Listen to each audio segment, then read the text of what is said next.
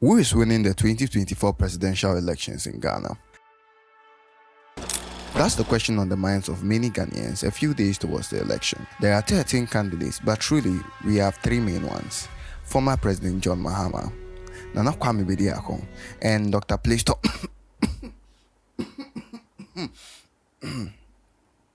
Dr. Mahmoud Bawumia. These are the top three.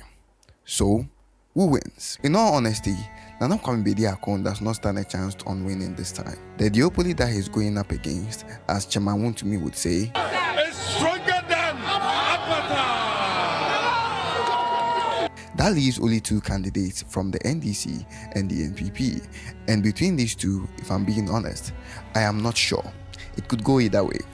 There is a war of polls going on in Ghana, where different reliable sources cite different results. Both parties are doing everything they can to tip the scales in their favor. Others are doing way too much. So this is going to be a struggle. But then, what will happen to Ghana if any of these three candidates win the elections? Let's look at that for a second. Starting with Nana Kwame Bediako. Yes, even though there is no chance he's sweeping victory this time, miracles can happen. So if he wins, well, it will be a new day in Ghana. For the first time in 32 years, we have a president from neither of the two parties. A new, young, and fresh face, with fresh ideas and a fresh perspective.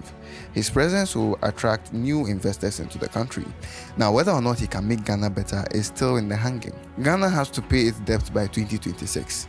How will he do that? Because if he doesn't, he cannot do most of the projects that he told us about in his 12 pillars for economic freedom. Even if he wants to, the parliament and the Supreme Court that favor the two parties will do anything possible to stop him. Now, he can use referendums and his own power as president to get his policies passed, but it will still be difficult. So what if Dr. Bawumia wins? Well, nothing will change. As I have established before, Bawumia is not different from the coat he has been cut from. He has promised all these things, including reducing the number of ministers, cancelling a lot of taxes, and pursuing the expired rice saga, amongst other things. But to do that, he would have to go against his own party, which is tantamount to suicide. So we can forget about those promises. I believe his 4 years would be him and Ghanaians finding out the harsh realities of party politics and the fact that his predecessor has set him up for failure, because the Ghana he will be inheriting will not be a good one. Doomsday is looming for us once more. So what if John Mahama wins? Well, it will pretty much be the same thing as Bawumia, if not slightly better. The work of the NDC this time around is to undo a lot of the deeds of the 8 years NPP government.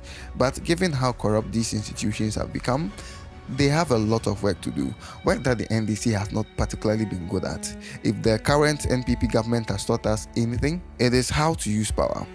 And I don't think the NDC has it in them to use that power to the same capacity, if not to benefit themselves. The only one who could use the power and use it well was Rawlings, and he's not around anymore. And there's none like him ever since. For the next NDC government, they have to be more aggressive. Otherwise, nothing will change.